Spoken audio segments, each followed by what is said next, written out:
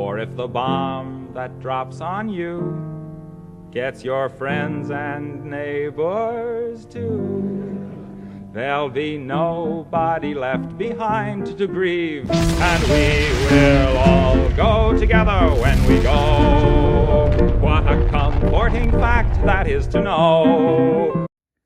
Hello, hello, hello. I am your gracious host, John A. Whitman, and you are watching the John Doe Prepper channel. Thanks for tuning in. Now today marks a very, very special day for the channel. So, for those of you who are unaware, I will briefly fill you in, but I will kind of have to dance around things and mince my words a little bit because this is YouTube.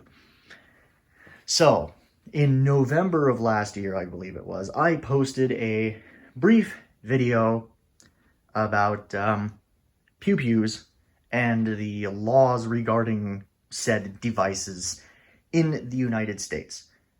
All I did in the video was state well-established, easily verifiable facts about said laws. Despite that, falling well within the bounds of YouTube's own rules, they decided to delete the video and slap my channel with a warning for literally no reason. And I, of course, appealed that because it was total crap, and they kindly got back to me within 24 hours telling me where exactly I could take that appeal and shove it. So now we are finally getting back into that sort of content. So for today, what I'm going to do is I'm going to make a sling for basically $10. For this project, you will need a wide piece of nylon webbing. I believe this is either 1.5 or 2-inch webbing. So we have that. We have some fabric tape.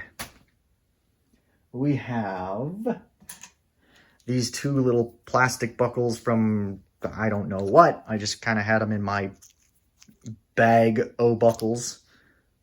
Some trauma shears or just literally any scissors that can cut through thick nylon webbing, a lighter, and the one and only thing that I actually explicitly purchased for this exact project, that being this little $10 pair of swivel stud mounts.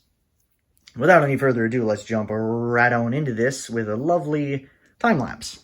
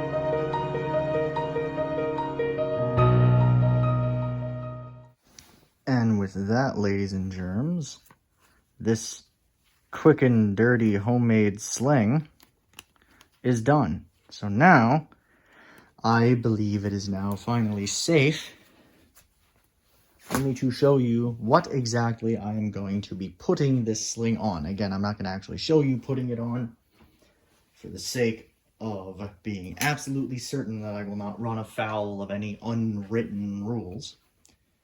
But just real quick, gonna clear it here. Okay, so, oh, hit the camera. So, no magazine and nothing in the chamber. And we are on safe. So this is my Marlin XT22. Nice little bolt-action rifle. Perfect little gopher gun. And also the very first gun that I ever owned.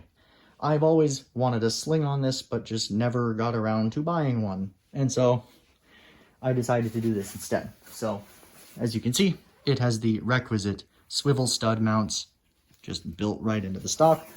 So, through the magic of video editing, this will just magically appear on this device. Whoa, wow, that was so cool. You guys should have seen it. God came down from the heavens and miracled the sling onto this rifle. It was so cool. Anyway, in all seriousness though, that is the sling on the rifle, and now for a cool little view of me actually trying it out and seeing if it works or if it's going to fall apart immediately. Alright, so one more time for the internet safety police. We are on safe. There's no magazine inserted and nothing in the chamber, so we are golden. Here is the rifle with the sling. As you can see, it is perfectly capable of supporting the weight of this weapon. No problemo. It's not coming loose through the fasteners. The tape is doing a perfect job of holding that little tail in there on each end. Just riding on that little swivel mount. And it looks actually a lot better than I thought it would. But now, for the coup de grace, we get to see how this actually fits. Slinging it over my shoulder. I'll go over across the whole back here first. And yeah, it's just sitting there on my back. No real issues at all. This being as wide as it is, of course, means that this isn't like digging into my shoulder super bad or anything. It's actually surprisingly comfortable for just a plain piece of webbing with no padding. Now, just on one shoulder. Yeah. Can kind of bounce up and down here. And once again, no loosening on either of the mounts. Obviously, this is not something I would recommend you do for a combat rifle. You know, this isn't really something that I would literally trust my life to. But for just stomping around in my backyard, popping gophers at 50 yards, yeah, that's perfectly fine. But with that all done and dusted, I will consider this project a success, and it actually looks better than I thought it would, honestly. I thought this would kind of look like crap. But with all that being said, hopefully you enjoyed this video. Hopefully you found it entertaining. Hopefully it stays up for longer than a few days.